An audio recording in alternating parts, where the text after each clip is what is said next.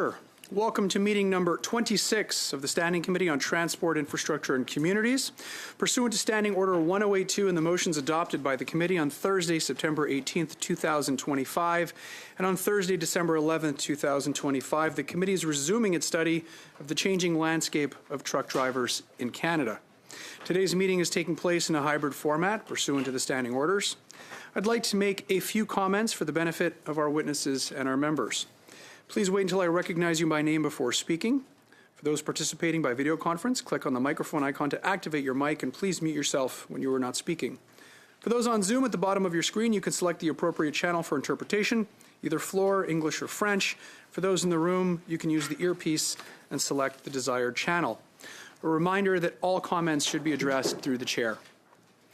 Colleagues, before I welcome our witnesses for our first panel today, I just wanted to take a moment on behalf of all members of this committee to extend our condolences to the two Air Canada pilots that were tragically killed yesterday in the incident at LaGuardia, as well as our thoughts and prayers to all of those that were injured and all those that were affected by that tragic incident. With us today, colleagues, we have, as an individual, Mr. Peter Verlyssen, and we have from Canada Post, Mr. Doug Ettinger, President and Chief Executive Officer, and Alexandre Brisson, Chief Operating Officer. I'd like to welcome all three of you to our committee today and thank you in advance for contributing to this very important study. We're beginning our opening remarks today by turning the floor over to you, Mr. Verlyssen. The floor is yours. You have 5 minutes, sir. Thank you very much. I would like to thank the committee for having me. I would also like to thank Mr. Philip Lawrence for the work that he's done for our family. Before I get into our family's details, I want you all to put yourselves in our family's position. Think about how you would have handled this, and I want you to see the length of time and the lack of support our current laws with no hope for justice. Let me tell you our story in the name of my sister, Gail Verlyssen. On September 10th, Gail went to her job working on a ranch in Alberta. This was her day job, but more importantly, it was her passion. Gail was told to go fix fence on a nearby ranch. She loaded up the side-by-side and a post-pounder pulled behind her vehicle. She started down the road when a pair of transport trucks came up behind her. The first truck never slowed down or moved over to go around her. This truck impacted Gail's vehicle, causing her death. While the second truck had a dash camera and was able to stop slowly and stop prior to the accident scene, we saw the accused get charged a few months later, and then the mess began and has yet to end as of today. We saw extreme wastes of time by the accused trying to decide whether to plead guilty or not. He used 12 or more court appearances before it was ordered to have a preliminary trial. While the trial did not produce as much information as we'd hoped for, we respected the process. We learned the accused had the gas pedal to the floor and never let off until 1 second before impact. At the end of the day, the judge ordered a full trial, and he said he could not understand or see why anyone would drive directly into a vehicle or object. We had a trial date, January 2024.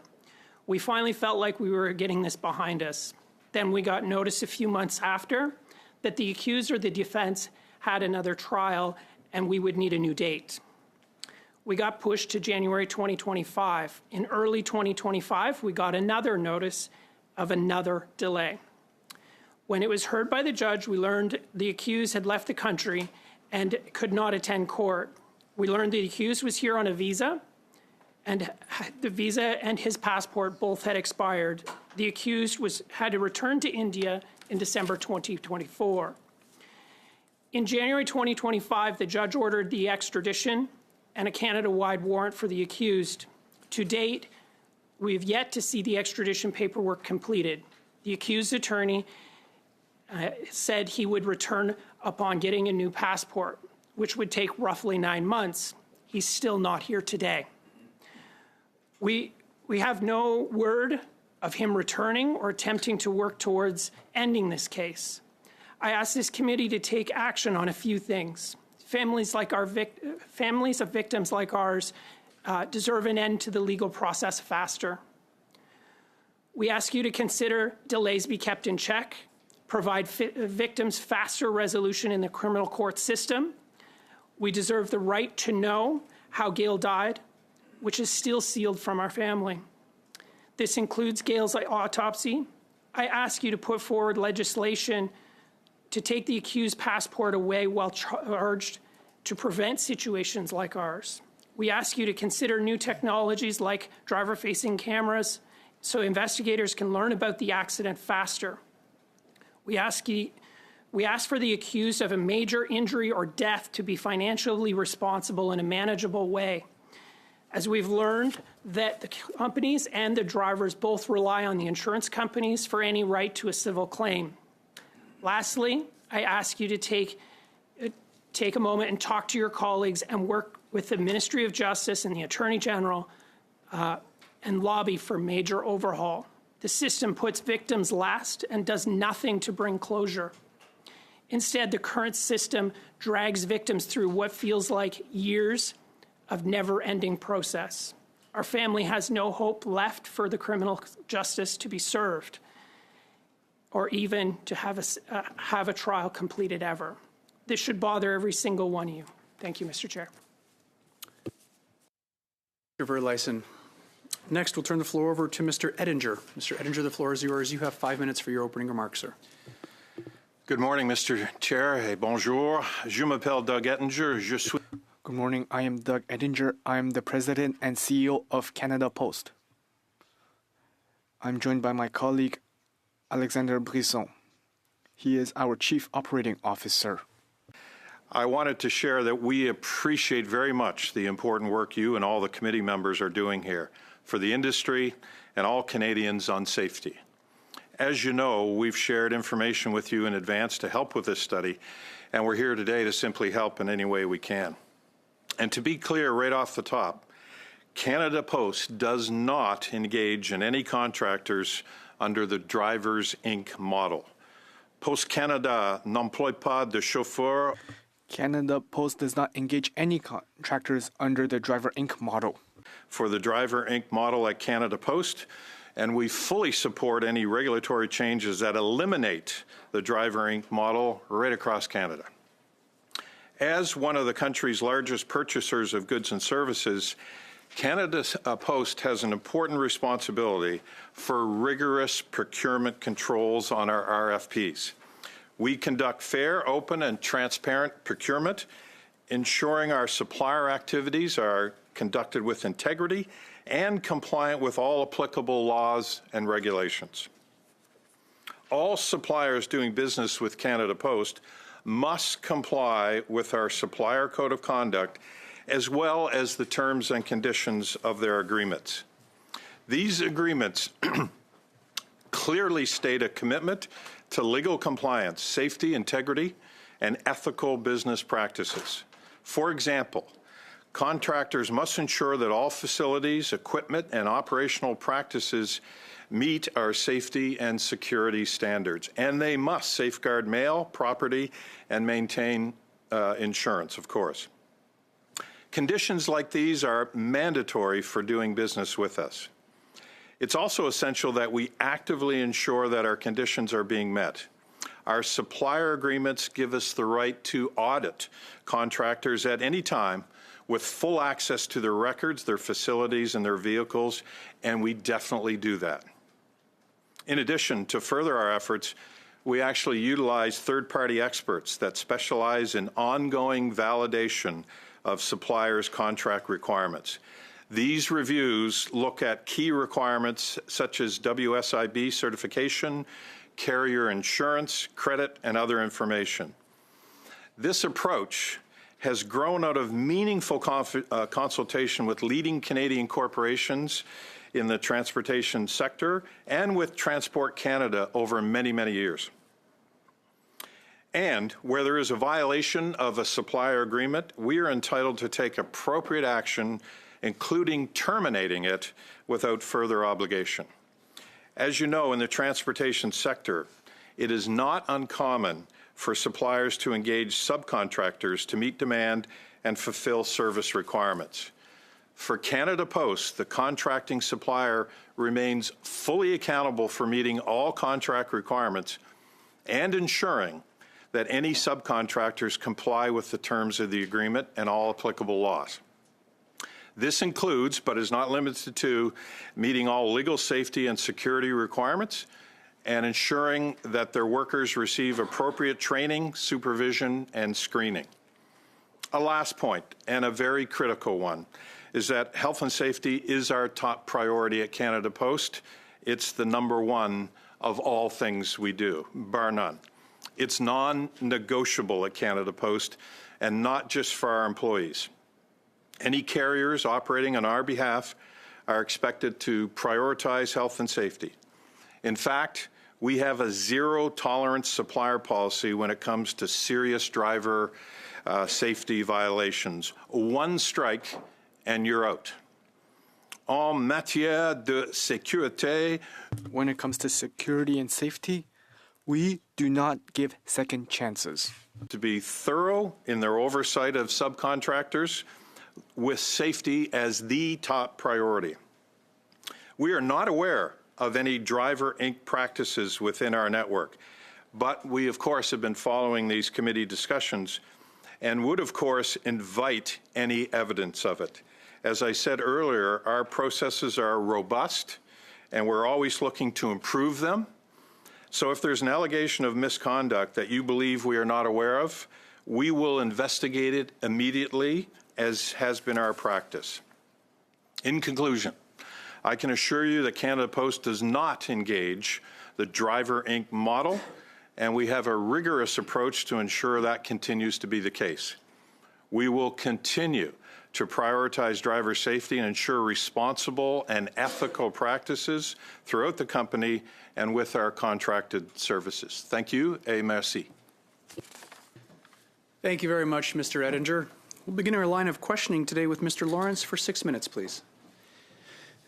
Thank you, Mr. Chair. And first, we'd like to join you in sending our thoughts and prayers to the victims of the tragic incidents at LaGuardia Airport. There, we send our sincere condolences to the families of the lost, and send our thoughts and prayers and best wishes to those recovering for a speedy recovery.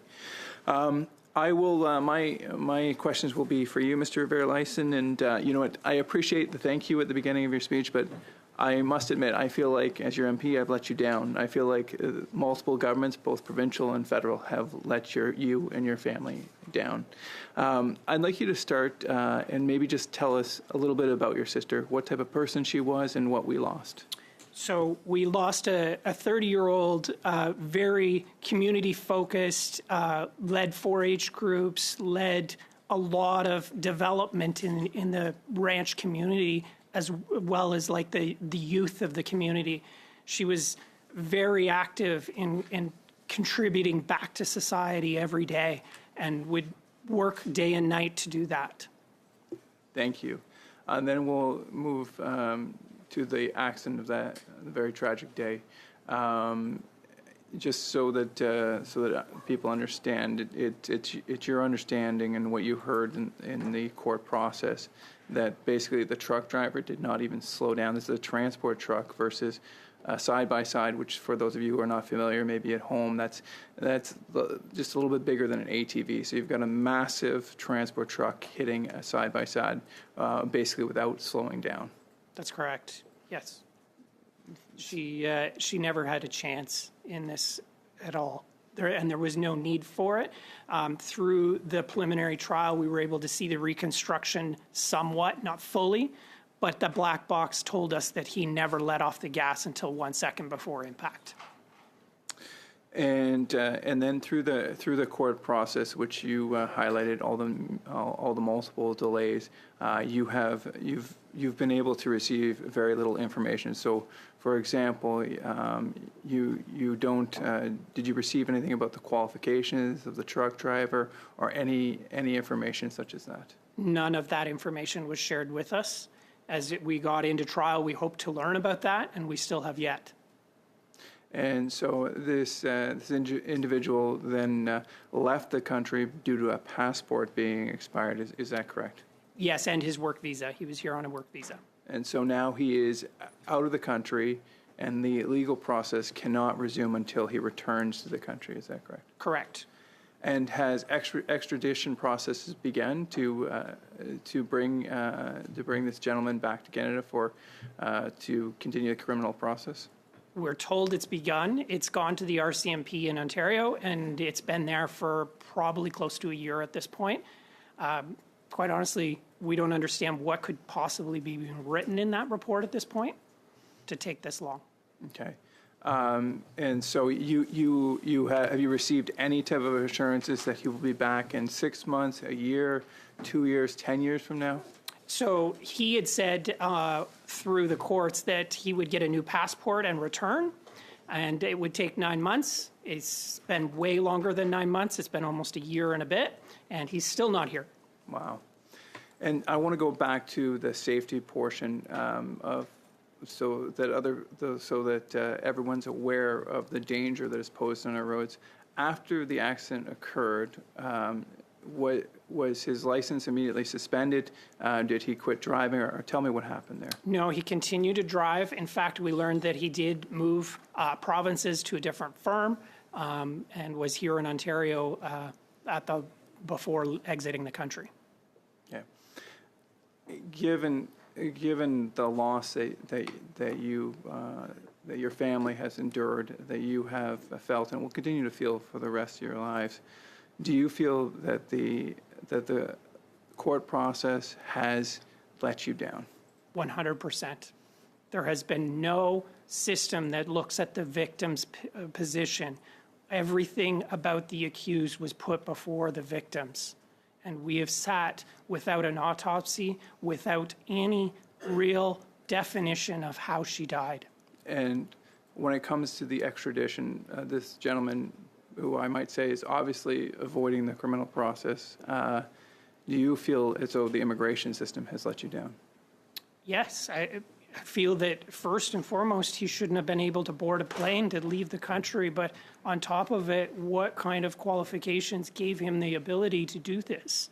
And why is he afraid to prove his innocence if he has such qualifications? And finally, the fact that he was able to drive almost immediately after this accident, and just by switching carriers in different provinces, able to get back on the road, has that weakened your thought of Canadian safety? It does. As I drive around myself, I find myself very cautious when I'm around different transport drivers as I notice how they drive down the road. I'm sure most of the committee has felt that same position when they're out in public.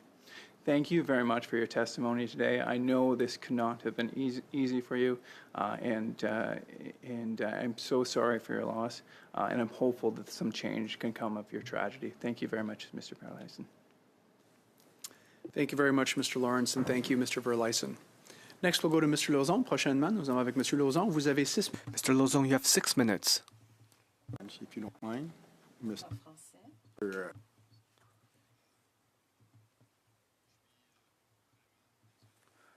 I'm very sorry for your family's loss. We all care about improving the system. Your opening statement brought forward many topics and recommendations. You talked about improving security systems, cameras, reviewing legislation, regulations, so on and so forth, as well as certification. This is why we're here. We're here to find solutions. We work with the provinces and territories.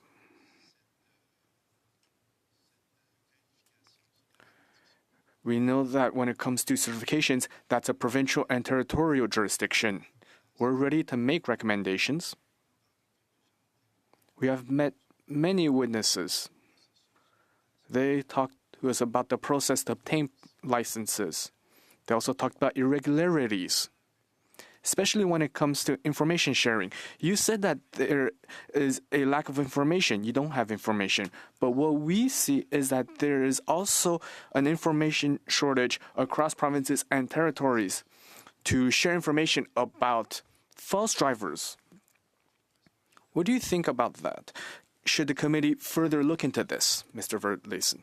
So I believe that the committee should look further into this, but you are the federal power. Please make the provinces accountable to you. We don't have this information. We never learned how Gail died. Qu'on pourrait mettre dans vos recommandations. In your recommendations, one of them would be to implement this MO from the federal government so that the provinces must go to the federal government. I'm not sure I understand how we can change this system, but implementing laws and regulations so that businesses actually take on their responsibility so that they do not give individual contracts to drivers under the Driver Inc. system. That is a good first step. For example, we remove the T4 moratorium. Do you have any other recommendations to us so that we ensure that businesses are held more responsible and that they are more diligent and careful? Yes, you could impose some management towards the provinces. But on top of it, I think there has to be accountability brought into the whole system of both the companies and the drivers. We've seen a lack of accountability from both parties. And civilly, let me bring you back to the civil side. We are dealing with the insurance company. We are not dealing with the firm. And no one is getting a break on their insurance because of these situations. So we have to find a way to make these people accountable for their system, as every single system in lots of other capacities in other industries have fines and regulations associated with situations like this. There isn't the same standard here. Merci. Thank you. I add my voice with the rest of my team to present my condolences to you and to your family. Mr. Ettinger, you have said several times that you have no commitments with drivers under Driver Inc. under the Canada Post coordination. Yet, during the study, I have met with companies. We met with these companies on the ground who themselves do not know how they hire subcontractors. How can you ensure that Canada Post is not somewhere linked with drivers under Drivers Inc. in your delivery system? How can you ensure that? And as CEO, it's my responsibility to make sure we have the right processes in place and the right checks and balances. And we procure $2 billion worth of goods and services across Canada. So the first thing I'll say is that we have a rigorous and comprehensive procurement process. It's robust, it's transparent, it's fair. With transport services, we have over 300 contractors, about 800 contracts, and we take safety seriously. We really do. There is no engagement of Drivers Inc. throughout Canada Post, and there's a couple of key reasons.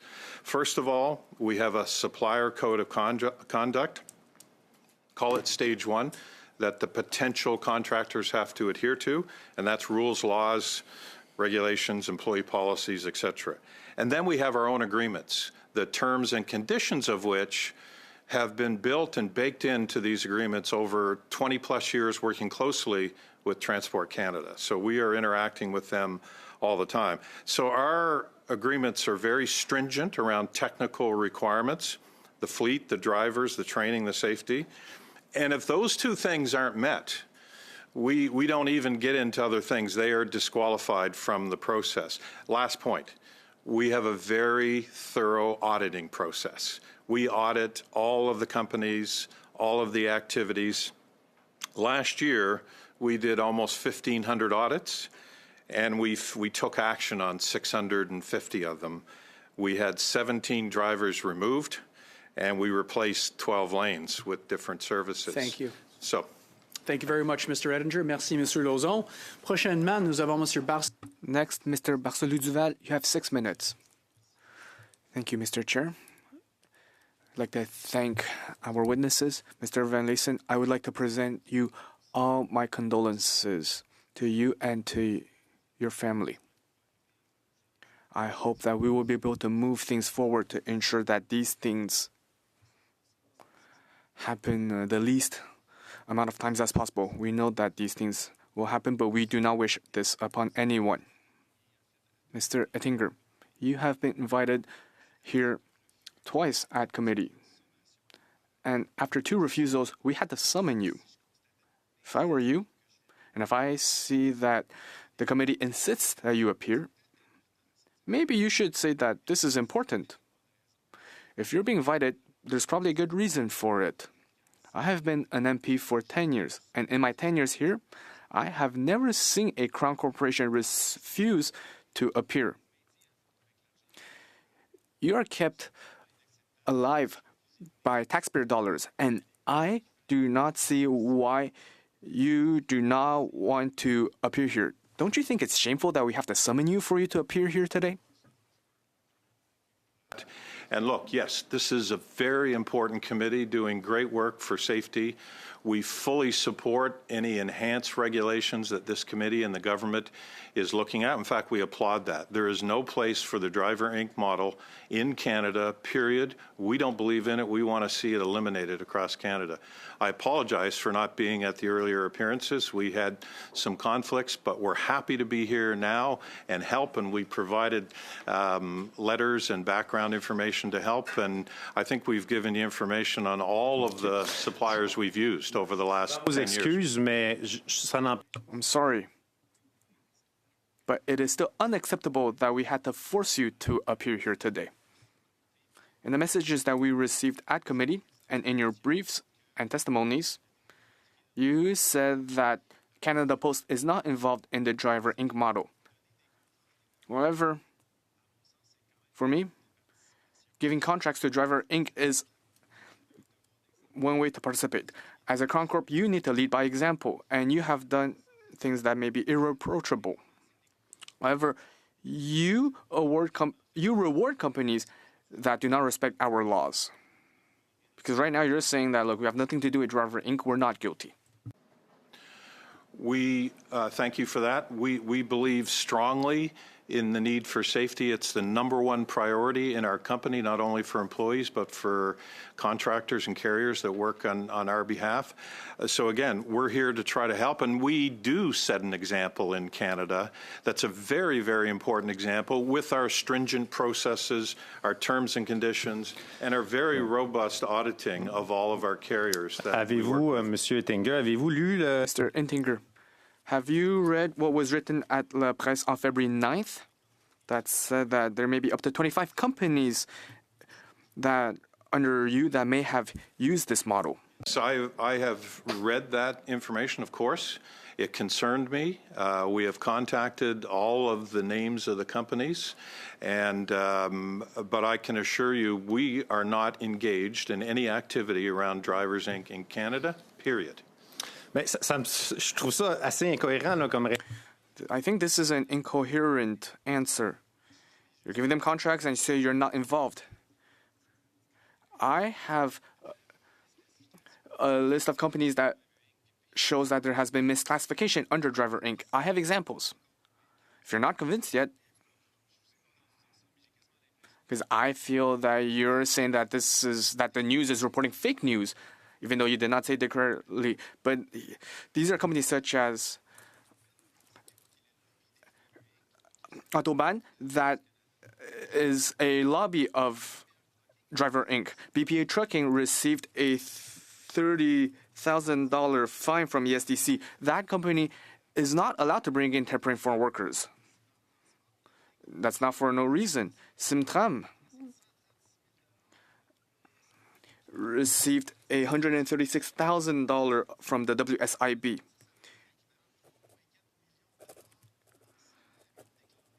That's close to $3.4 million in non-declared salaries. Many of them may have used the Driver Inc. Other companies have received many contracts from Canada Post. $161,000 of fines from the WSIB. So around $4 million or so of undeclared wages. Roadie Shunt Services, $193,000 of fines from WSIB. They received contracts in 2020 for 2025. That's the equivalent of $4.4 million in undeclared wages. Another company has up to $8.9 million in undeclared wages. And you say that these companies are not involved in Driver Inc., even though that we have received information from access to information requests. These are companies that do not declare millions of dollars to the federal government. These are shady companies. And are you not guilty in helping them? Thank you for that information. We have a very clear and robust system. And again, we do full auditing all year long, not only our own team, but we have contracted parties that audit these, and I have no evidence, nothing that I can point to. And if you have strong evidence, I'd be happy to take it today and take it back, and we'll look into it immediately. And I'll guarantee you we'll terminate anybody that has made serious allegations or serious violations, in this space, which is so important for Canadians. Thank you very much, Mr. Ettinger, and we'll make sure that Mr. Barcelou-Duval can get that information to you so that you can do that diligent work. Thank you. After the meeting. Prochainement, nous avons Mr. Next, Mr. Grolot, over to you. 5 minutes. Thank you, Mr. Chair. I add to your voice to present my sympathies to the 2 pilots who died in the Air Canada accident. Thank you, Mr. Ettinger and Mr. Brisson. We have been waiting for you for a while. We worked hard to bring you here. I want to piggyback on what my colleague said. An excellent article from La Presse said that you hired 20 companies that deal with drivers under Driver Inc. When I learned that, I was shocked to learn that a Crown corporation is cutting corners when it comes to our road safety. What do you think about that? Thank you for that. We are not cutting corners when it comes to road safety. Our financial situation is well known to Canadians, but safety is an area that is non-negotiable for us. We, in fact, if contractors get through our rigorous process, first, again, the supplier code of conduct, the terms and conditions that are stringent around their requirements, and then we get to pricing, we will pay more for pricing to get a quality carrier. We want a balanced approach, and we actually make sure our structure of our procurement is done that way. I understand. If you're here, it's because there are things that you don't want, there's things you want to hide. That's why you took time to come here. 25 businesses. That is evidence. That is evidence that you hired them. How will we ensure that that does not happen again? All of that. I understand that article is out there from La Presse, but from everything I can see in the team and all of our auditors, there is no credence to that. We have not engaged on the Driver Inc. model, period, in Canada, and have no intention of it. Donc, vous me confirmez là, que vous avez perdu. So you're confirming that last year you lost $1 billion and you did not cut corners.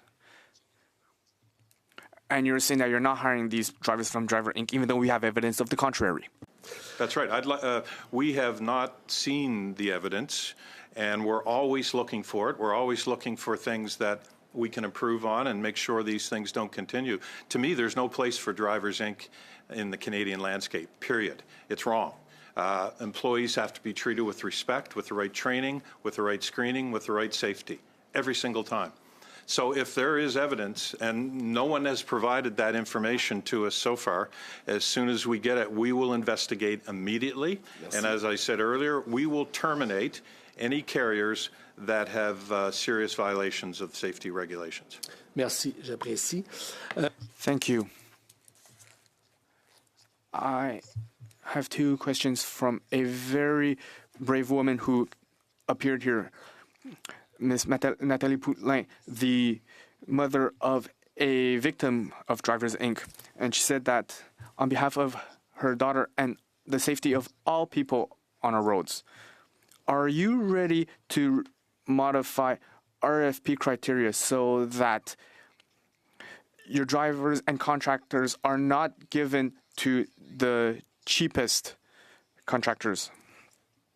and to ensure that your corporation respects labor standards and the highest standards of training to ensure the safety of our roads? Yes, thank you, and we're already doing it. We do not support contracts at the lowest price. We are not cutting corners, clearly. In fact, if they don't meet the qualifications, the stringent technical requirements, the supplier code of conduct, they're disqualified from the next stage of engagement on procurement, which gets into price and other things. As I said earlier, we will pay more for good quality and safety. We want a balanced, value-added approach. This is so important in Canada. There's no place for this in the Canadian economy, period. Merci, j'apprécie beaucoup. Thank you. What's the process that you have? So you say that you do not hire companies directly, but indirectly they hire companies. So what are the tools that you have? How do you fight that? Oui, merci. Merci pour la question. Thank you for your question. Many ways. We control our process. So how we publish requests for proposals is a very structured process. Now, how can things be proven on the ground? We want to ensure that all truckers who come onto Canada Post properties are precisely audited. Whether it's a subcontractor or a direct contractor of Canada Post, they follow the same process, and the rigor of the audit is identical. We study the activities of the truckers. We look at how they interact with our people. We see whether they wear the safety vests. We even follow them on the road to ensure that they respect road signs. Thank you very much. Unfortunately, there is no time left. Thank you. Ms. Wien, the floor is yours. You have 5 minutes, please. Thank you, Mr. Chair. Thank you very much to the witnesses for joining us today. I'd like to start with some questions for Canada Post. So, having seen this article and knowing about the list of companies, those 25 you've mentioned, and having taken some actions, you talked about your auditing process. I'd like to understand a little bit more about the steps you took as a senior leadership team once you heard and saw the news. Like, what's happened with these 25? Where are your steps here?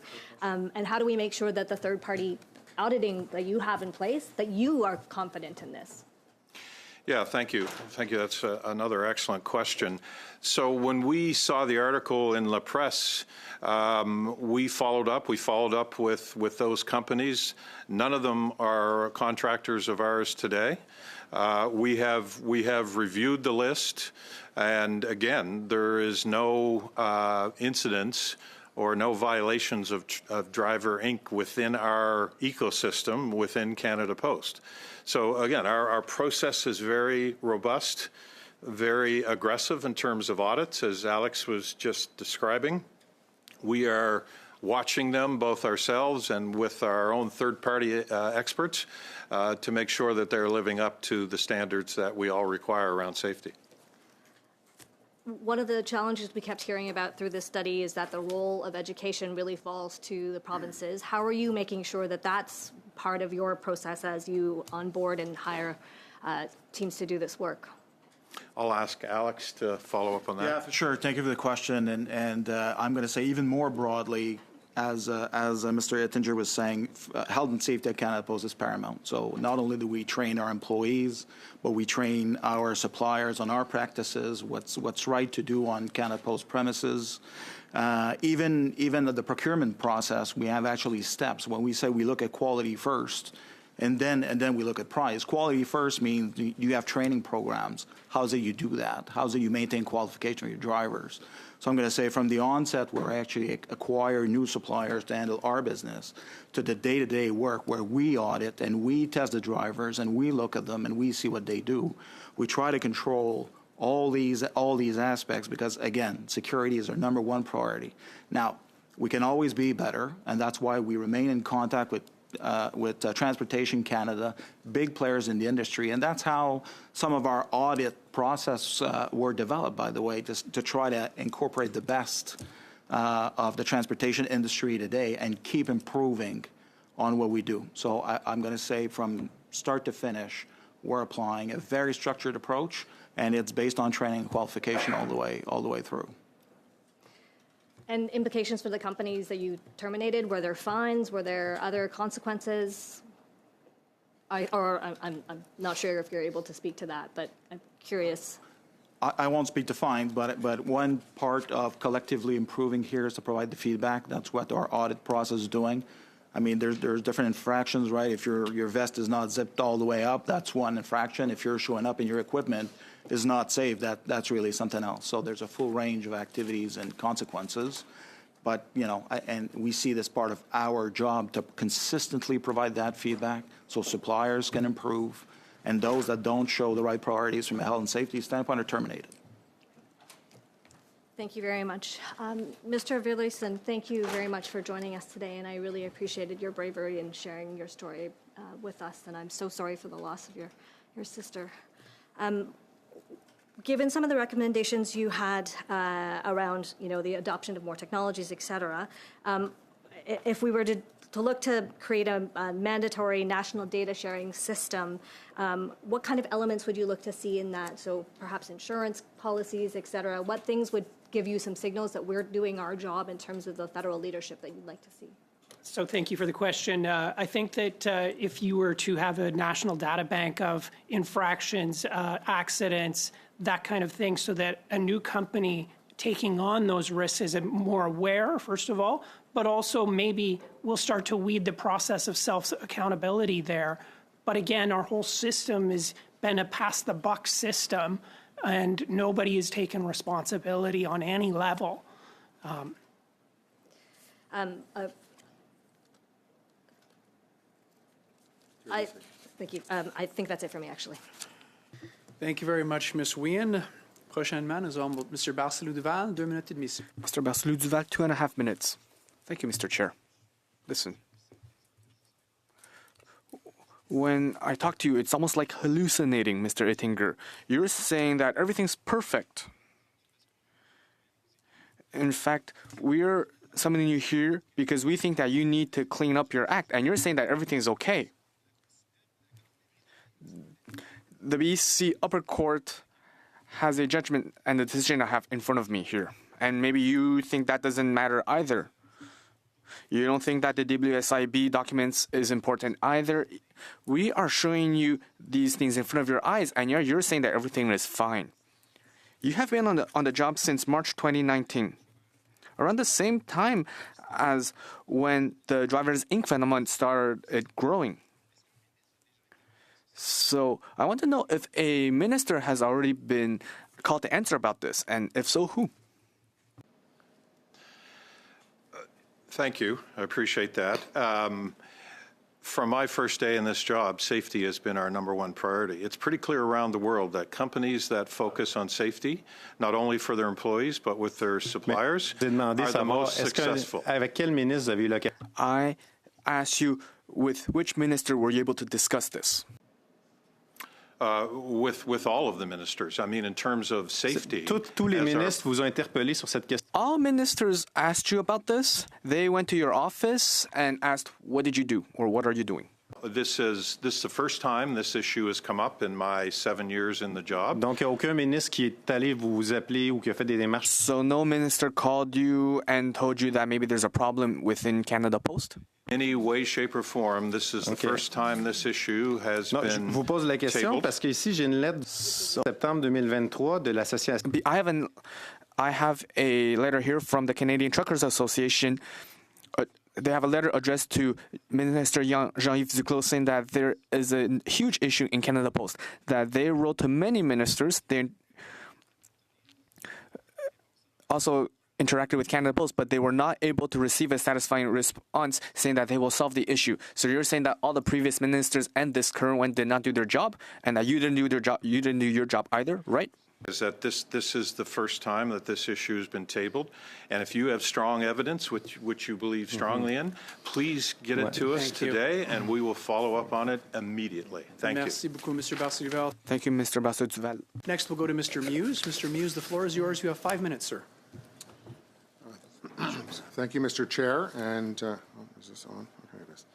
Thank you, Mr. Chair, and thank you to the witnesses that are here today.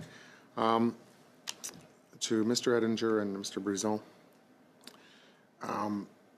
the story in La Presse and the examples that have been raised by Mr. Grelot and Mr. Barcelou-Duval and the allegations that have been made, you indicated, I think, that there were some internal investigations that were done. Were the results of those made public at all? Thank you, by the way. No, I don't believe they were, but we, as we do on all these things, we take them very, very seriously. But we were not able to find any substance to those allegations. And again, we did not receive anything other than the article that we saw in La Presse. But we followed up. I'd love to get information. I don't love. It's a terrible thing, but if anyone on this committee or anywhere else has information that would show violations, we will move on it and act on it immediately. I give you my promise on that. Okay. Would you commit then, it sounds like there's going to be some documents forthcoming to you to look at. Would you commit to making the results of those internal investigations public in the interest of transparency? Yes, we will follow up on it accordingly, yes. Okay. You've talked about the rigorous and robust and transparent system that's in place. What's coming out of this meeting here today and the discussion? What's next steps would you commit to doing to reevaluate that system, make enhancements to that system? There seems to be some gaps. Yeah, from our perspective, as we've discussed, we feel like our process is very robust and very strong. In fact, we think we're an example to other Canadian companies. We are a crown. We have to abide to much higher standards than other companies. I'm not commenting on them, but we have a responsibility. And again, safety is our #1 priority within our company. And we're very proud of that. But I fully support this committee, fully support the government, applaud them for moving forward on looking for changes around CRA and labor sharing of data and penalties. We would, of course, fully implement those programs and fully endorse them based on the recommendations of this committee. We see no place for Drivers, Inc. in Canada, period. So you indicated the right to audit. And that's important to you. It's important certainly to all Canadians. How many audits, I think you mentioned, but I don't recall the number. How many audits have been done in the past year? How many audits in previous years? And is there a need to ramp that up? Well, I'll kick it off and maybe Alex can jump in with a little bit more. But we did, in 2025, we did just under 1,500 audits of different carriers. We took action on 650 of them, small actions, larger actions. And those are audits specific to the Drivers, Inc. model? No, there's no Drivers, Inc. model to be reviewed. This is all of the contractors that we have. I think it's something like 320 contractors that we have in our system. So there were no audits that were specific to Drivers, Inc.? No, because as I said, there's none that we're aware of in our system. So is that something you commit to doing, now retrospective after this committee here to go back and take a look as to if there was something? Absolutely. We'll go back and look at the data, and if there's new information that tells us something new, we'll do a deep dive on that. Absolutely, sir. Okay. You mentioned, I think it was in the French, so I want to ask the question in English so it's on the record in both languages about the tools that you have to hold subcontractors to account. Because, obviously, $2 billion is a big amount in procurement. Through contractors, a lot of that's happening through subcontractors, and maybe that's where the greatest risk for gaps lies. Alex, why don't I hand that over to you? I would say, and I did say that in French, we're treating subcontractors just like contractors, because to us, they show up on our property, they have a truck, they need the right equipment, they need to be qualified, they need to have the right, they need to have the right driver's license for what they're driving, and we audit them whether they're subcontractors or not. I think it's also important that, to mention that we have over the years beefed up our ability to conduct the audit. We're hiring third-party firms to do that for us, right? So they go at the supplier's premises and they look at the way they train, they look at their equipment, they look at the way they run their own yards outside of Canada Post, because that's important to us, right? So we're not just auditing on premise, we're actually spending time at the supplier's facility as well. Thank you very much, Mr. Brisseau. I'm not picking on you, by the way. It's just so happens that you're always the last person to be asked a question, and time is running out. Thank you, sir. Next, we'll turn it over to Mr. Kellaway. The floor is yours. You have 5 minutes, sir. Thank you, Chair. To Mr. Verlison, I want to say thank you for being here and thank you for sharing the recommendations. And also to MP Lawrence for inviting you. It was important to hear your story, your sister's story, and the recommendations. So thank you so much for being here. I'm going to pivot to Canada Post. So this morning we've heard of the robust and strong process you have, which I appreciate. And we have such limited time here. When I hear of robust and strong processes, I think it's important to unpack as much as you can. Can you give us a sense of what that is in terms of when you looked at La Presse and you saw the stories and the companies that were in that story, what did you measure? Like, what did you measure? What did you, what informed your decision that there was not enough evidence to suggest there was an infraction or something against your Canada Post policy? For sure. Thank you for the question. I mean, process covers from the day we hire a supplier to the day the goods are delivered for us, and then our audits, right? So for those names that came up in La Presse, I mean, they're part of our process. We've been auditing them in the past, right? So they're known to us. And again, I think, and you heard that today, I mean, if there's, factual information you're able to share with us that we're able to investigate, we're going to gladly do it. There's no question about that. But when we talk process, I mean, just the procurement process is one that's public, and it's very, very structured. Different stages. You got to clear stages before you move on to the next. So I think you would talk to any suppliers, and they would tell us that, applying for a piece of work at Canada Post is work, and you got to show all the programs you have, and it's a challenging part. We even go to the extent where if you're not selected in our process, we're actually going to sit down with you and we're going to explain to you why you're not and how you can improve. Because part of our job is also to try to make everybody better, and we're definitely willing to play that role, and that's that's at the heart of health and safety. So that's procurement process. But then at the auditing level, we're very, very structured too. I mean, when we start to look at the way the person behaves in our facility, then you look at the quality of equipment, then we dispatch our own people on the streets to watch how people are driving, what they do. I would call this quite comprehensive, right? And we're detailed. It's not like health and safety, you don't cut corners. You actually go all the way, you don't. And we're going all the way. And that's why there's a lot of notices that we're sending out. And, your vest has got to be zipped up. I mean, we're at that level. But, I mean, if you're showing up and some equipment's not ready, not only we're going to return you home, but we'll contact the supplier and you're going to say, show us inspection record on all of this types of equipment that you're running, even outside of Canada Post. So we're going to great length to drive a process that's quality first on everything we do. Everything we do. Okay. The only thing I can add to that is we have full access to all of their records, all their vehicles, all their employees, so we can access that at a moment's notice, and we do.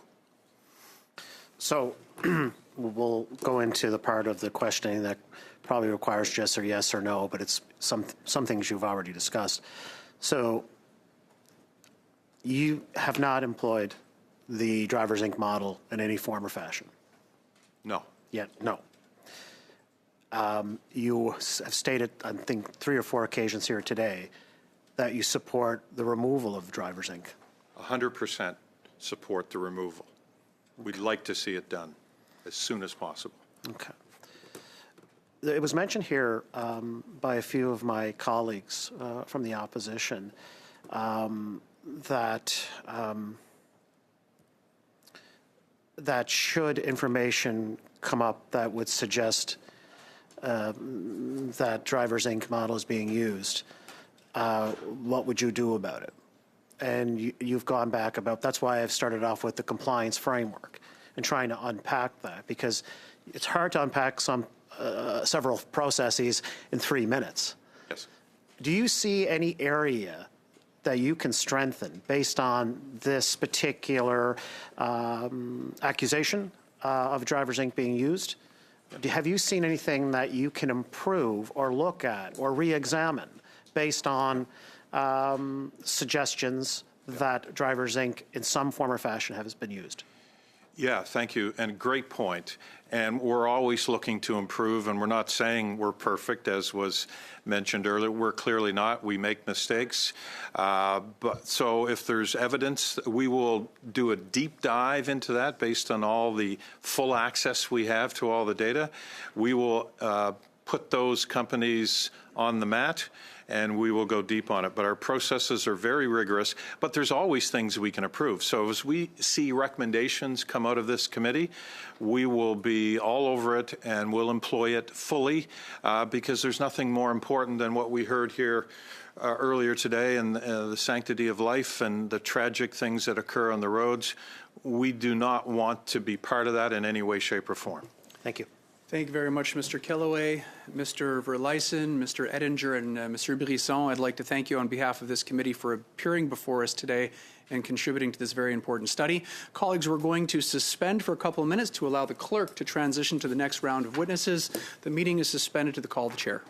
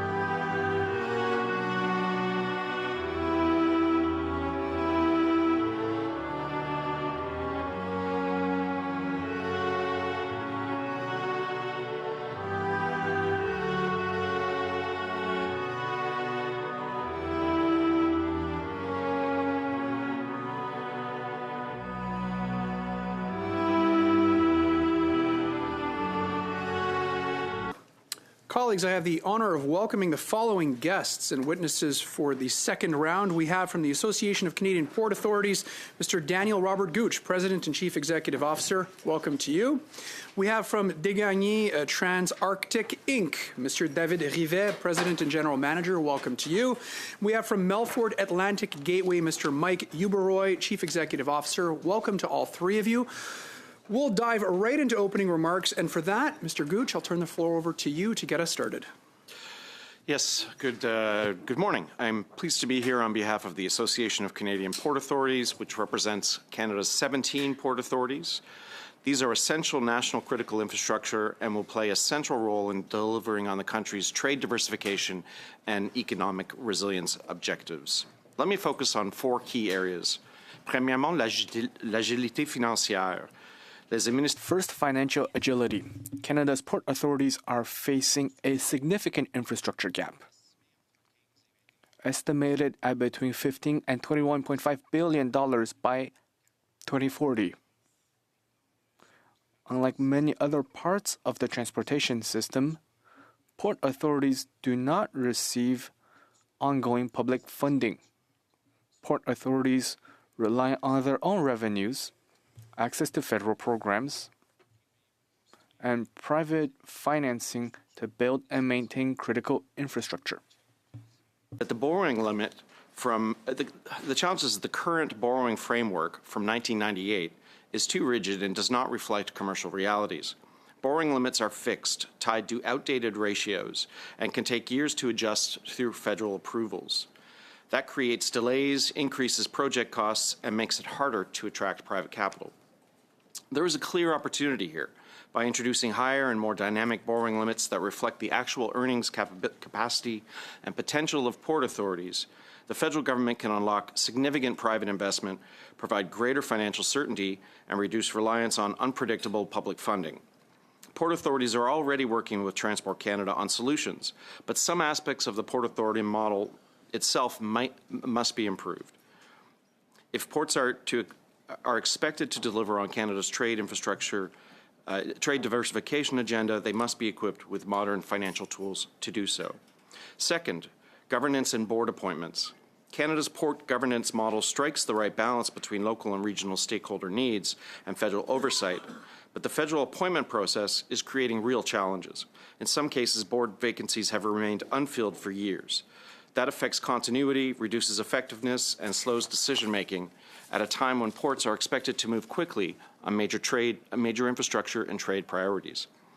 There is a straightforward fix. Bill C-33 previously included a provision that would have introduced a 12-month deadline for federal appointments. We believe that approach should be reinstated in any future legislative efforts. Timely and transparent appointments will strengthen governance, improve investor confidence, and ensure that boards are able to provide the leadership needed to deliver on national objectives. Third, unlocking partnerships and expanding permitted activities. Modernization is not only about infrastructure, but also about giving port authorities the flexibility to operate in a more commercial and competitive environment.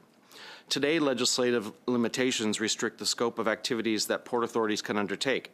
They limit their ability to capitalize subsidiaries, participate in joint ventures, and pursue partnerships that could strengthen their financial position.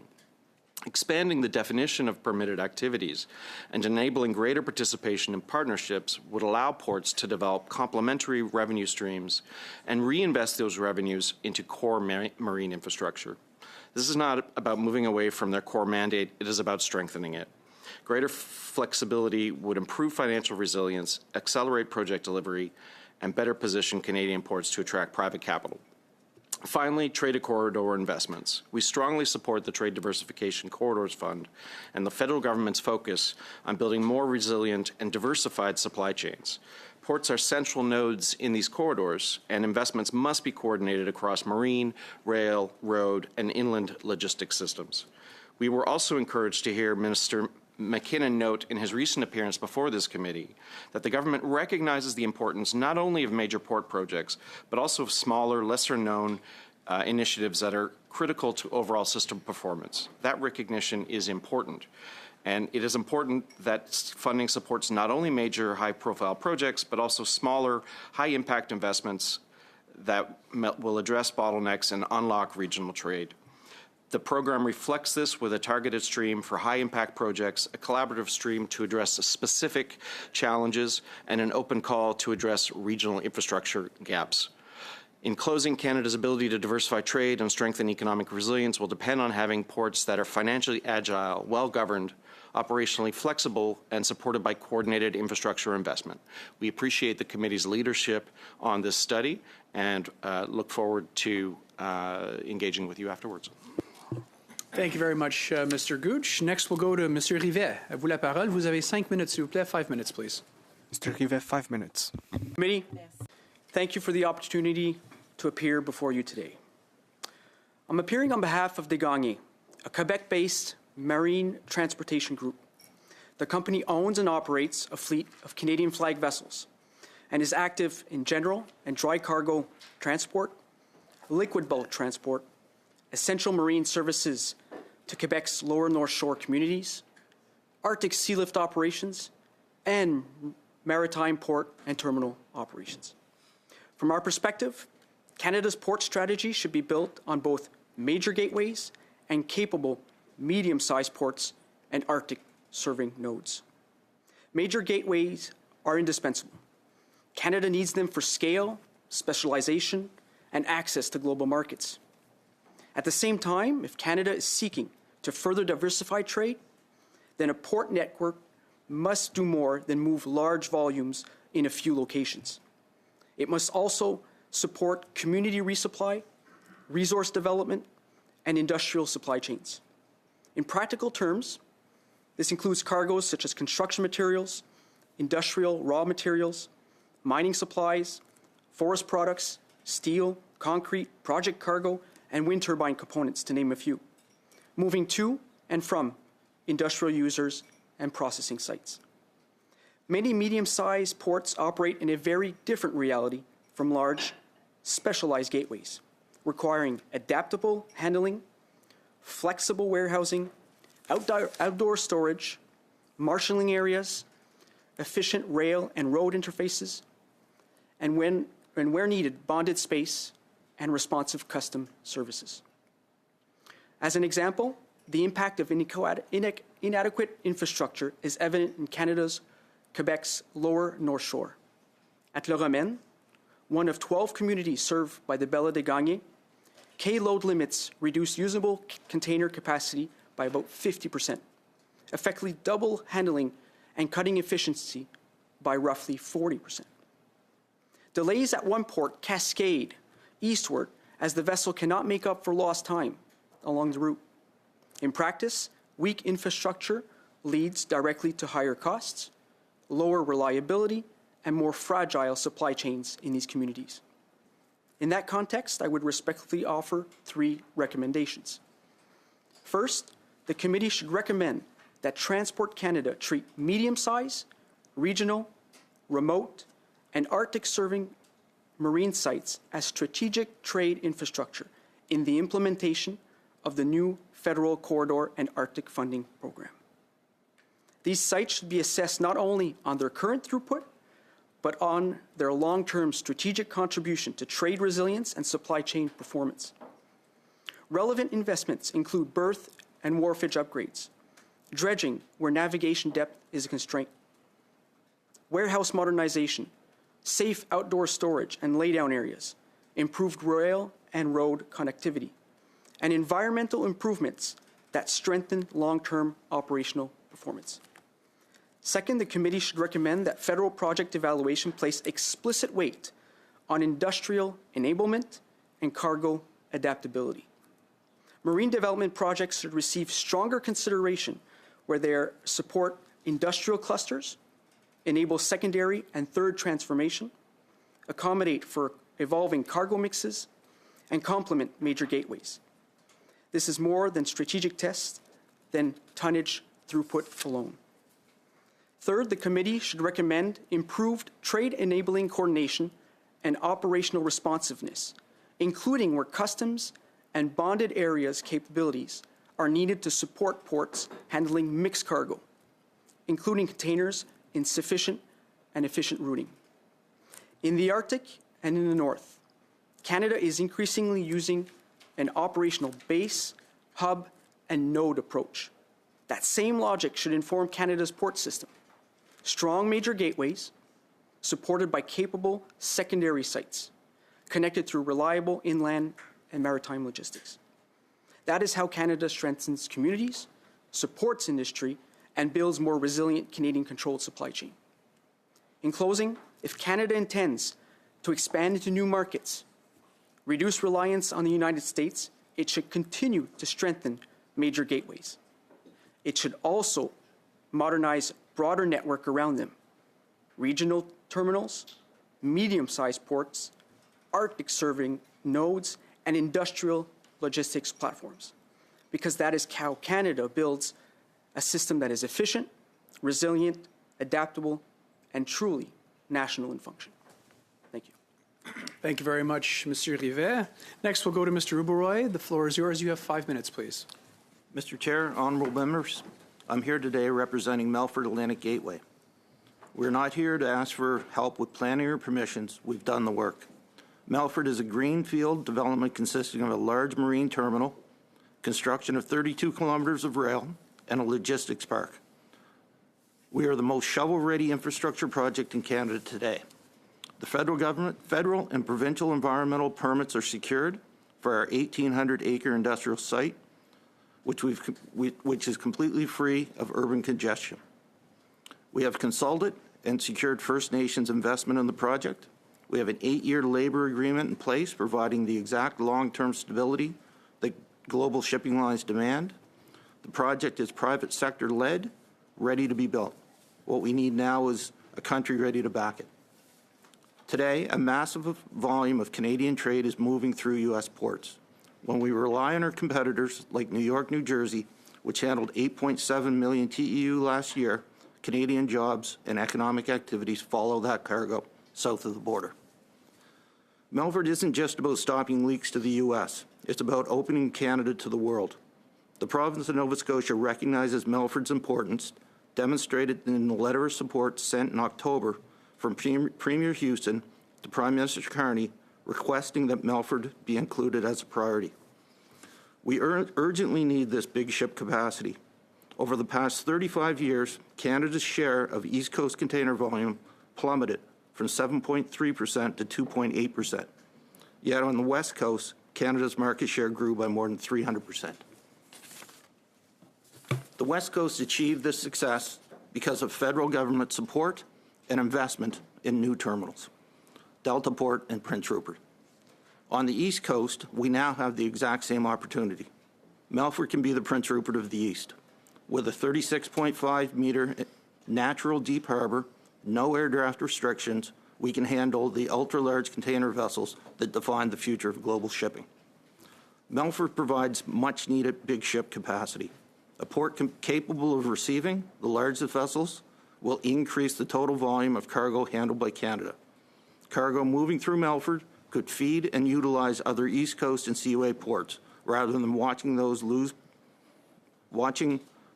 port share to U.S. competitors due to congestion or vessel size limitations. As maritime adage goes, a rising tide lifts all ships. This has been proven to be true on the West Coast, where both Prince Rupert and Vancouver have flourished since Rupert's opening.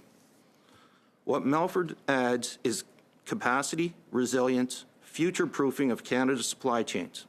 Furthermore, while we're focused on developing a deep-water container port, Melfort has recently attracted interest from a variety of sectors who recognize the site's unique attributes.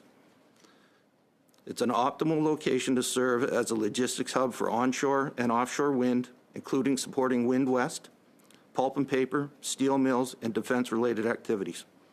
However, none of these broader economic activities can be utilized without the construction of the terminal. Our recommendations to this committee are straightforward. 1, formally recognize Melfort as a national strategic asset for trade diversification.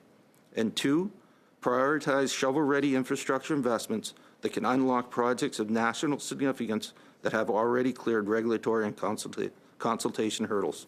Thank you, and I look forward to your questions. Thank you very much. We're going to line of questioning in the second round with Mr. Muse. Mr. Muse, the floor is yours. You have 6 minutes, sir. Thank you, Mr. Chair, and thank you to the witnesses from all parts of the country that are here. To Mr. Gooch, welcome back to committee. You've been here many times. And I think, as you know, this committee studied large port expansion, infrastructure expansion projects a few years ago. And I think you provided some testimony towards that. And there was 12 recommendations that came out of that, many of which you echo again today. Many of which your members who have been here for this study have said in terms of agility and financial flexibility and streamlined reviews. So I guess the question is, how do we get beyond the talk, because that was 3 years ago, and the response from the government at that time was that this was important. And we had Bill C-33, which you referenced had at least one good aspect that died on the order paper. So how do we get to beyond the sort of the talk into the action? What's the low-hanging fruit that can move forward very quickly?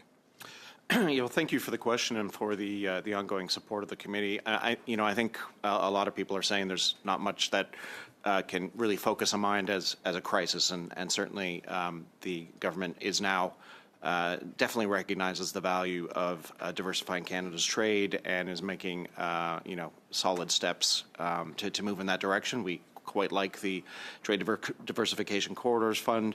The fact that it's open to regional open calls for regional projects, which was not something we were necessarily sure was going to happen. There seems to be a corridors approach with the way that the Corridors Fund has been designed in terms of the articulation of strategic corridors that will hopefully guide investment. But there are some additional aspects of the model that need to be reformed. We have had some good conversations with the Department of Transport. I'd say there's still early discussions, and we do understand that the government is looking at a trade diversification strategy as announced in the budget. And so, if there's legislation to support that, we certainly hope that the input we had on Bill C-33 will be taken to heart as any future legislation is developed. We also think, though, that some of this can be done through government policy. It does not necessarily require legislative change. And so what about financial flexibility? Because that's something that your association has put out a report on that we heard from your members and from yourself, and Bill C-33 seemed to really fall short on that. We heard that, and we did our tour of the ports for that study back in March 2023. How urgent is that to move on? Because there's opportunities that can be seized upon, and a model that's 30 years old is not cutting it. Yeah, we think there are some reasonable, modest reforms to the model that can make ports more flexible, and really they all kind of go together. I previously worked in the airport sector. They have a very different model. We're not suggesting that this model needs to be changed. But the bit greater flexibility in terms of being able to develop revenue lines. If a port wants to develop a revenue line in an area of land that is perhaps not critical to commercial activity, because we do recognize that land has to be protected, the water access needs to be protected, then perhaps greater flexibility in terms of putting up an office tower, for example, on that land that can serve marine and non-marine. Also borrowing, more flexible borrowing. My understanding is our ports don't have the same financial capacity that another organization of a similar size would have. It can take a year or longer. You're hiring a consultant and then the work is redone. I think in our early discussions, Transport Canada has recognized that could be improved, and so we're hoping to see that be approved as well. But really, it all goes together. There's a role for infrastructure funding as well to push some projects over the line, and so really, it's I know it gets overused a lot, but it's a whole toolbox that we're looking for of financial flexibility. So what about the bleed to U.S. ports? Because once volume is lost, it doesn't necessarily come back so easily. Are we structurally too slow? What streamlines and changes need to be made so that we're not seeing, as was just referenced in the opening statements, business going to New York, New Jersey, or other ports on the West Coast, for example? Yeah, well, I mean, we're in a competitive environment in North America. The ports in the U.S. have far greater financial capacity. I mean, New York is a massive port, and it's quite dynamic at the moment. Some of our members are taking a look to try and get a better understanding of what's going through the U.S. versus what's going in Canada. But I think it's fair to say that it's also quite dynamic given the the Trump administration's plans to put fees on cargo that goes into Canada destined for the U.S. And we don't really have a good handle on just what the impact will be. On the positive side of things, if we're successful in diversifying, I'm hearing that some of our ports on the East Coast, start to have capacity issues. So it is good that that this government is moving fairly quickly, and there's a lot of engagement with our members at an individual level on what that looks like. Thank you very much, Mr. Gooch, and thank you, Mr. Muse. Next, we'll go to Mr. Kellaway. Mr. Kellaway, the floor is yours. You have 6 minutes, sir. Thank you, Mr. Chair. And my questions will be for Melford. And really appreciate your testimony talking about the importance of port development in Melford in Nova Scotia. And you talked about diversifying the supply chains, less reliance on the United States, reducing congestion at existing gateways. I wonder if you can unpack a little bit about Melford's role in that. How do you see that evolving? And the second piece to it would be, in our focus, one of our focuses of this study is on large ports and existing infrastructure, but also new ports that may focus on assisting in some way the larger ports. So I'm wondering if you can unpack, too, Melford as it relates to collaborating with other ports, and not as competition, but as an immense value add to Atlantic Canada and all of Canada. Thank you for the question. Let me start by a little bit of background on Melford. Melford's not a PowerPoint presentation and an idea. We've been working at this for over a decade. We've secured the land through a land acquisition process where we acquired 106 parcels of land from 66 different landowners. We've done all the design, engineering, permitting. We're ready to start construction. That being said, being able to build that land assembly has created the opportunity for a very large footprint, efficient terminal that can be constructed on the deepest water in the east coast of North America. Having that deep water, big ship capacity allows us to go to shipping lines and be able to offer that capability. When I was CFO at Halterm, dating myself, I looked it up this morning. 30 years ago, Maersk brought the Regina Maersk into Halifax to demonstrate that ships are getting bigger. It wasn't they're going to come, it's they're here now and they're only going to get bigger. Get your act together because we need infrastructure to support them. That was 30 years ago. On the West Coast, the development of Delta Port, and now I hear T2 and Prince Rupert, we've seen market share grow by 300%.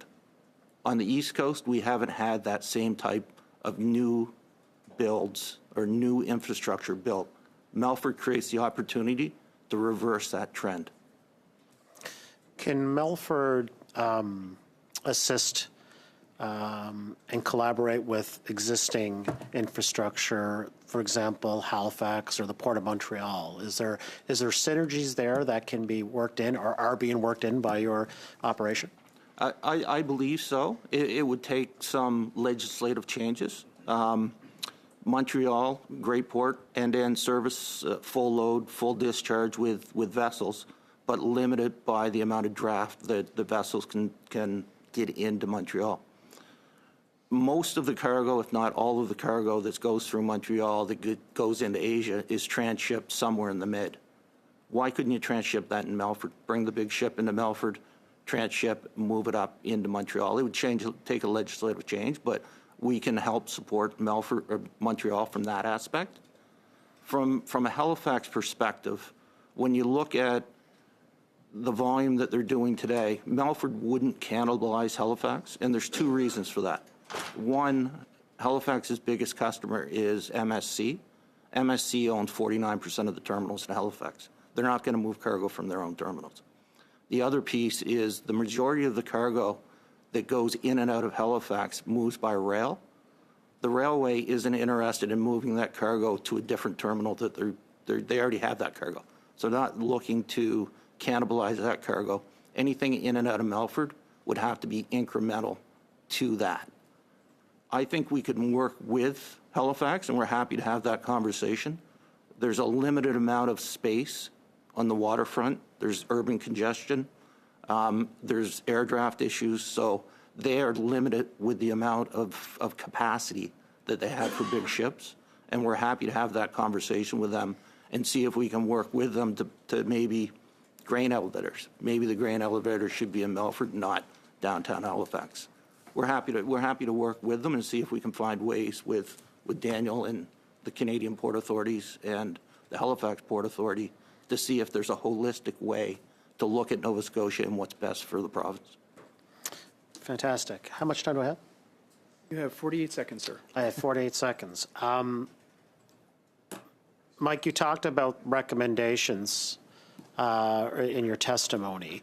I want to make sure we capture them in terms of the funds that we have now that are open and recommendations that you have for this committee that will draft at some point that are reflective of ports like Melford and other ports across Canada that are looking to be part of the solution in terms of the supply chain and just the general economy of Canada. I would, I guess, in addition to my previous recommendations, recommend that the Major Projects Office look at Melford and look at ways that we can strengthen the supply chain. So it's not just Transport Canada and the tools in that toolbox, but it may need broader tools. Thank you very much, Mr. Kellaway. Next, prochainement, nous avons Mr. Barcelouval, 6 minutes. Mr. Barcelouval, 6 minutes. Thank you. I'd like to thank our witnesses for being here today. I'd like to start with Mr. Rivet and the Desgagnés Group. Last week, or 2 weeks ago,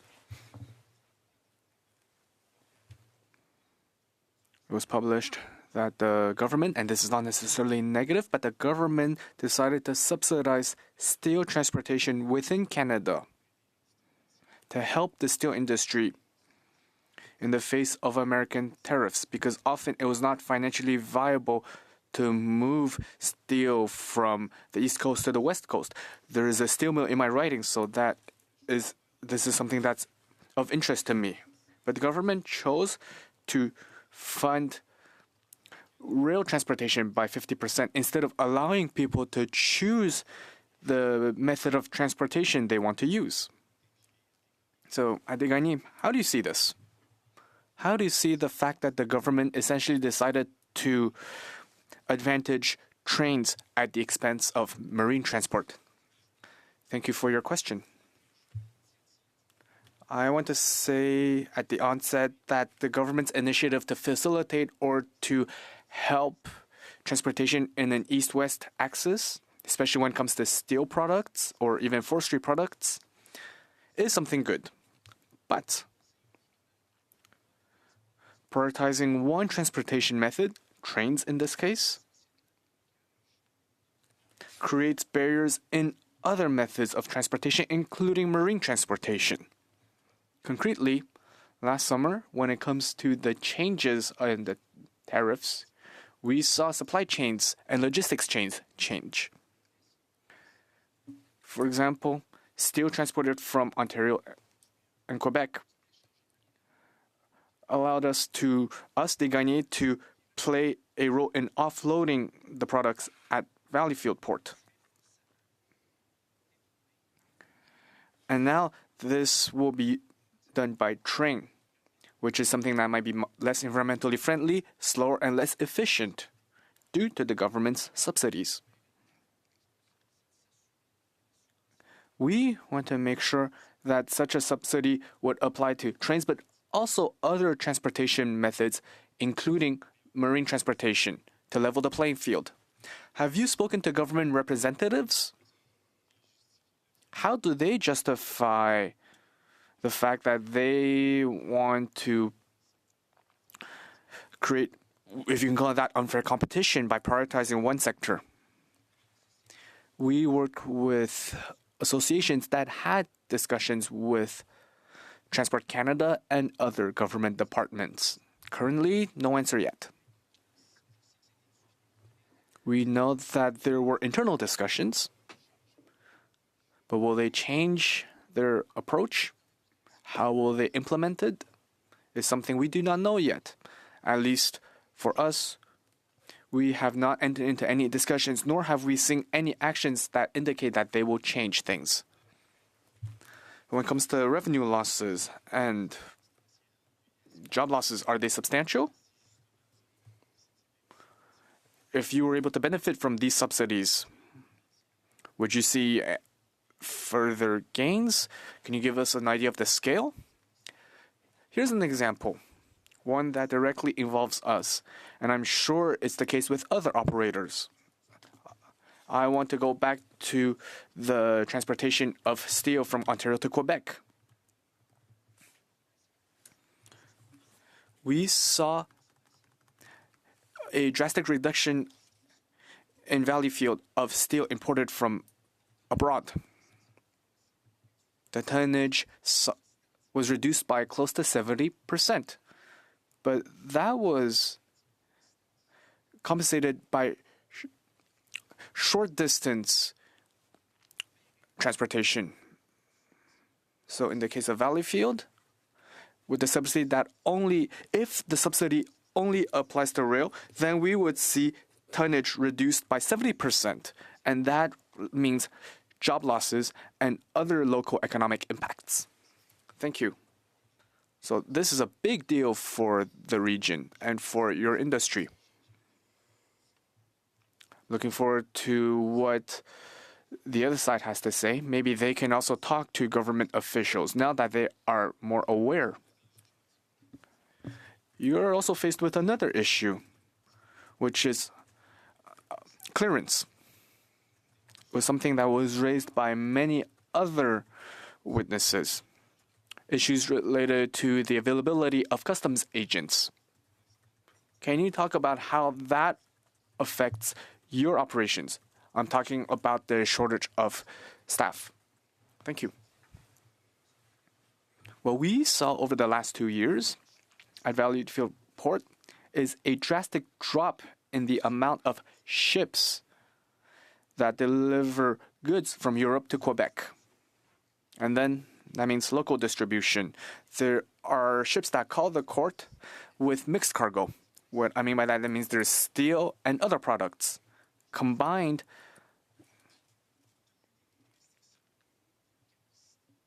When it comes to the limited capacity of customs agents, means that they have to be diverted to American ports in the Great Lakes.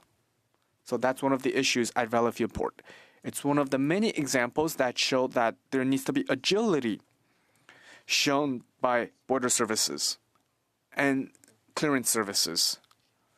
Beyond major ports, these are regional ports, medium-sized ports, but they are integral part of the supply chain. Thank you, Mr. Rivet. Next, Mr. Grolot. Thank you. I really missed you, Mr. Chair. I'm really happy to be here. Thank you. Mr. Rivet, thank you for being here. We have already met. You are a senior manager at Desgagnés. So I will piggyback on what has just been said. We often talk about investing in major ports and major marine sites. That's fine. We agree with that. But you talk about investing in medium-sized ports. Can you tell us more about that? Why are these ports important? Thank you for your question. Of course, large ports play a critical role in import and export roles. As for medium-sized ports, also play a critical role. These are port sites that are very flexible. It's a jack of all trades. and they can complement the major axes. For example, general cargo. For example, parts of windmills. We know that Quebec will need to do things to receive these components. These medium-sized ports need to be flexible. They need to have modern infrastructure. There needs to be capacity at the case. There also needs to be environmental management to support all the major projects in the province and across the country. Can you explain something? You said that you need to support sites that allow industrial development for the second and the third transformation. Can you provide more details? I do not understand. We are looking at port sites based on imports and exports. So the first steps for further distribution, whether that is by train or by other methods.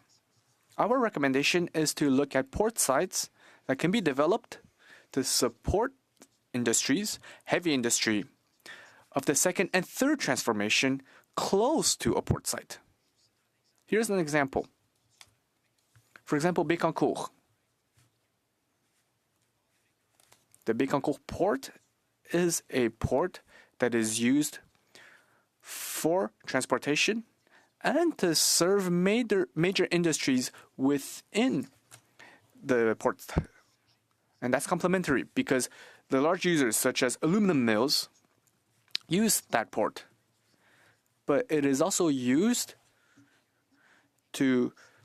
for other cargo, for example, consolidation sites to serve the Canadian Arctic.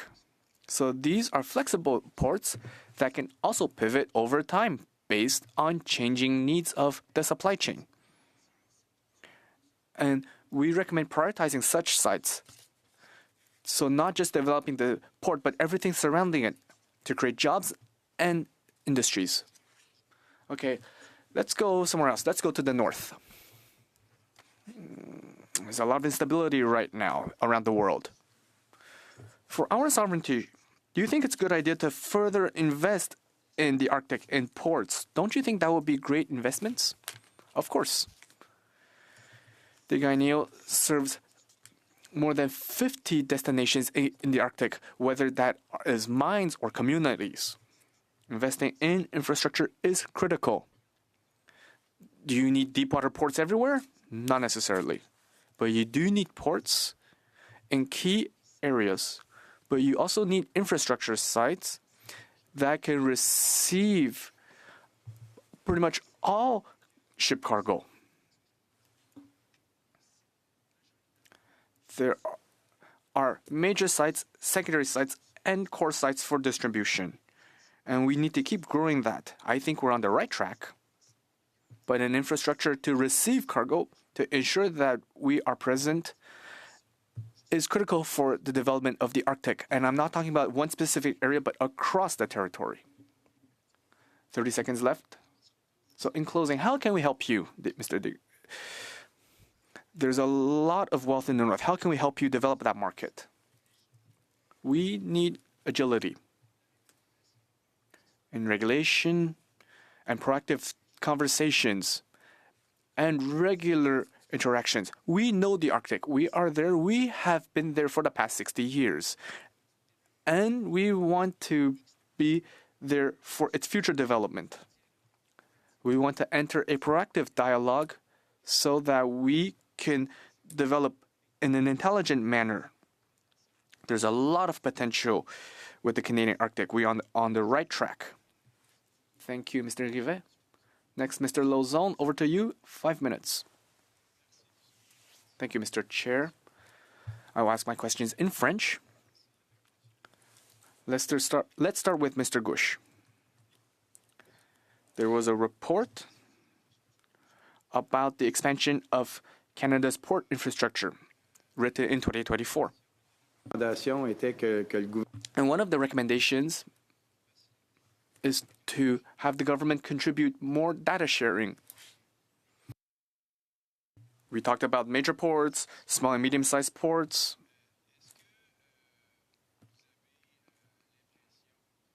do you feel that since those recommendations, communications that share best practices have been improved? I'm not aware of that report. Can you repeat the question, please? Do you think there is a good collaboration between the major ports and the small medium-sized ports? It seems that there are two categories. As a member of the Transport Committee, I'm not happy about hearing that. I like collaboration. I like information sharing. And maybe Mr. Rivet and Mr. Uberroy, you can add as well. But I want to hear from you, Mr. Gouche. How can you ensure collaboration to ensure a good system? I think that there is currently good collaboration amongst the 17 port authorities. 4 times per year, the CEOs meet to talk about the challenges that the industry shares. Which I think, in some areas they're obviously can't be sharing commercial information, but we operate technical committees where our members go together to talk about things like security and environmental best practices, operational best practices. So I think there is a lot of collaboration and not as much competition as I think we hear about. There seems to be, I think, a bit more perception of competition, fierce competition. It's not like Air Canada and WestJet. It's very different. Yeah, of course.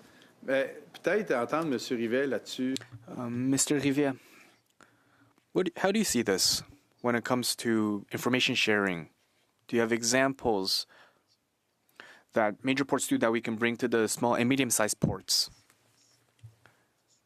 We operate within different ports in the country, less so in the major ports such as Montreal or Halifax. With that being said, medium-sized ports can also benefit from data sharing. As operators, the most important thing is the efficiency of the fleet. So the ships arrive at the quay at the right time to be offloaded and to make sure that everything always moves. How can data sharing help us? It can help us in planning routes and planning trips. Today, it is fairly opaque. It's very manual. It's a lot of written correspondence or a lot of phone calls to plan port arrivals and when things will end. So when it comes to data sharing, it can help when it comes to planning routes and support services, for example, to dock a ship and also towing services if necessary. That will increase fluidity. And that will allow ships to adjust their speed to arrive at the right time at the right place.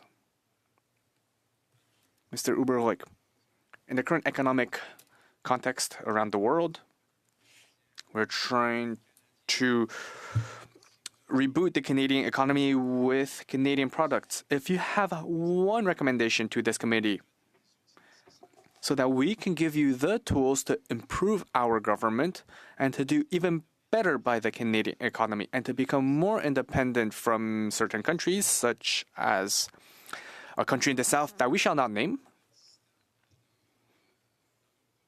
If we want to more distant in our production, for example, in steel, we produce the initial steel and then we send it to the States for more processing and then we buy it back and we redistribute. How can we do better to improve our supply chain? I think it's a matter of looking at the entire port network in collaboration instead of isolation. I think that there's opportunities to do a better job in certain circumstances or certain areas. There tends to be a disconnect between the larger Canadian port authorities and the privately owned ports, and I think there's an opportunity to work closer together. In the Melford circumstance or situation, we believe by opening up Melford, by constructing the wharf, will actually broaden the base of trade because it will give us access to the logistics park, which will have more economic activity than the actual terminal itself. Thank you very much. Merci, Mr. Lauzon. Thank you, Mr. Lauzon. Next, Mr. Barcel-Duval, 2.5 minutes, please. Thank you, Mr. Chair. I will continue with Mr. Rivier. Earlier, you talked about the importance of medium-sized and regional ports. You even said that certain ports require investment because of reduced capacity. We also heard that from at other committee meetings, for example, the Port of Quebec or the Matane port. Some of them are not small ports, and yet part of the infrastructure collapsed recently. I know that you also operate in many regions. So there's ports spread across the country that see their capacity reduced, and that is bad for the economy. Now the government has announced new funding to diversify trade. How can we know that these funds will go to those kind of ports? And is it sufficient? And how do we get there? Thank you.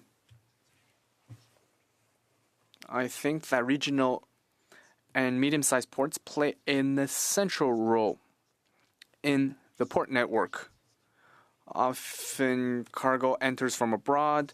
They enter a major port such as Halifax or Montreal. They're offloaded and then they're consolidated to be further distributed into smaller regions.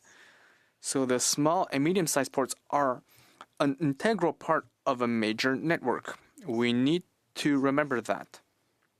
So when it comes to how funds are allocated, it is important to remember that it should not only benefit the major ports. These are investments, a lot of investments were made 40, 50 years ago. And now, there are regional sites in smaller communities that is coming apart. So we need to ask ourselves, what are the most important sites? And we need to have a long-term vision, not just a short-term one. When you make major investments, such as the ones anticipated, you need to have a 20, a 40-year outlook. And ask yourself, how will that region develop? How will that region develop? And you also need to be agile. You cannot just say one port for a specific commodity today. You need to ask yourself, how can investments can pivot based on the supply chain? Thank you. Next. Minutes, sir. Thank you, Mr. Chair. My question is for Melford Atlantic. So I was struck in a couple of figures that you indicated in your opening statement that East Coast volumes had dropped from 7.3% to 2.8%, I think is what you said. And so why is that? What are the factors that are behind that? I think a big piece of it is the infrastructure that's available. When you look at the West Coast and Prince Rupert, Delta Port, and kind of the whole history, you started with Centerm and Vanterm in the city. You went outside to Delta Port, and then Rupert was built, providing that big ship infrastructure, allowing them to triple their market share on the West Coast. When you look at the East Coast, those same investments haven't been made in new, efficient terminals. And so, sorry, just for context, the span of time for those figures? 1990, so 35 years, I think. Okay. Yeah, 35 years. You also talked about losing business to New York, New Jersey, and I mean, New York City on its own is the same GDP as all of Canada, so obviously it's a massive. What can the government of Canada be doing to help reverse this trend, in your view? In my opinion, the East Coast needs big, efficient infrastructure to be able to make sure that they can efficiently handle the large vessels. If not, they're simply going to sail by and go to New York. If you have the infrastructure to handle the big vessels, it provides additional, the ability to access markets that they don't today because those big ships go to multiple places throughout the world, reducing the transit costs for shippers. For Canadian shippers at a time of diversification. Okay. Mr. Gooch, I want to read a quote from your association. streamlined project reviews to make major infrastructure happen much more quickly, that Canada needs that. So where are we at today in terms of, is the federal processes that exist currently an impediment to that happening and to slowing modernization expansion of ports? I think there's a lot more work to be done. I will say our individual members that have projects, are pretty deeply engaged. Some of them are involved in the major projects office already. I don't have a lot of insight into what's being done there, but I do know that we are hearing the right things from the Impact Assessment Agency, from the Minister of Transport, about recognizing the need to speed things up and not just at those major projects. And that really was our biggest concern. Or a question mark, I guess, in terms of the approach. Quantify, or at least comparatively, obviously a slow process. That's going to go to what sort of speed? What are you hearing? I'm not sure that we've seen that we've seen enough. I know my members probably have some, views, given that they're actually involved in conversations I'm not part of. But there's definitely more work to be done to ensure that the vision we're hearing about is actually translated into much more improved project so hopefully times. Fast enough. Let me have a bit of a speculative question, just because we had the minister here, and I think he intonated that there may be a ports bill coming. I mean, reading between the lines a little bit, although I don't think that much. So what would you like to see in that, if you had your wish list? Well, we can certainly share this, but we've shared with the Department of Transport and the Minister's Office our views on Bill C-33, things we'd like to see carried forward. I think that 12-month deadline on board appointments, so that we don't have directors that are waiting, for 3, 4, 5 years to find out if they're going to be on a board, which is just is not working. I'd say that's an easy fix. I know there were some measures in there that were welcomed by our members in Quebec on greater collaboration amongst ports. And we don't know that the financial flexibility we're looking for needs to be dealt with in legislation, but legislation to improve the borrowing process would certainly, and anything that can improve the borrowing process, I think, would be welcome. Okay. Where are we at? 40 seconds. All right. So what other than board appointment deadline of 12 months, what other elements of Bill C-33 do you think are worth carrying forward? I'd say those were probably the main ones. I think, there were some things that weren't dealt with in the bill. The rules around capitalization of subsidiaries, joint ventures.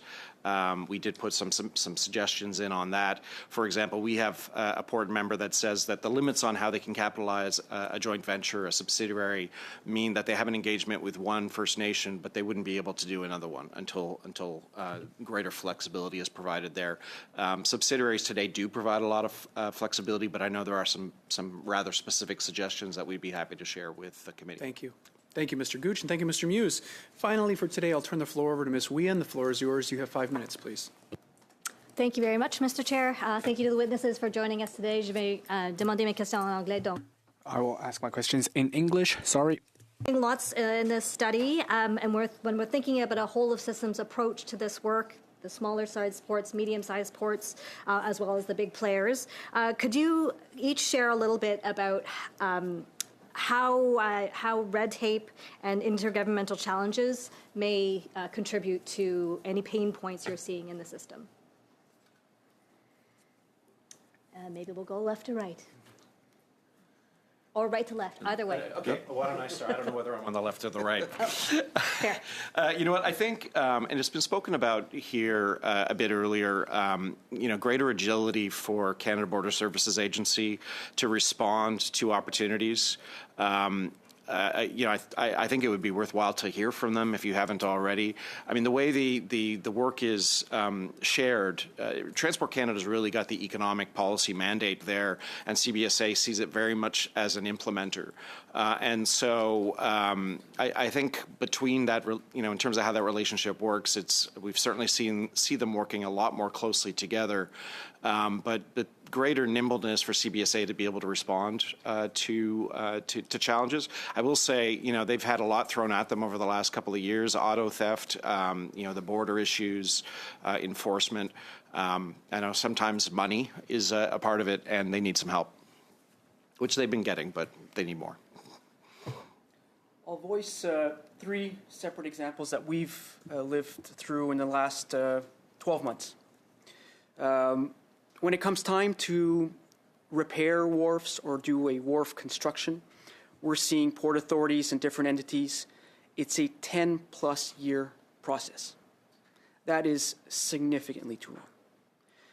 Dredging. It's critical for us to maximize the voyages that are coming in, the water depth.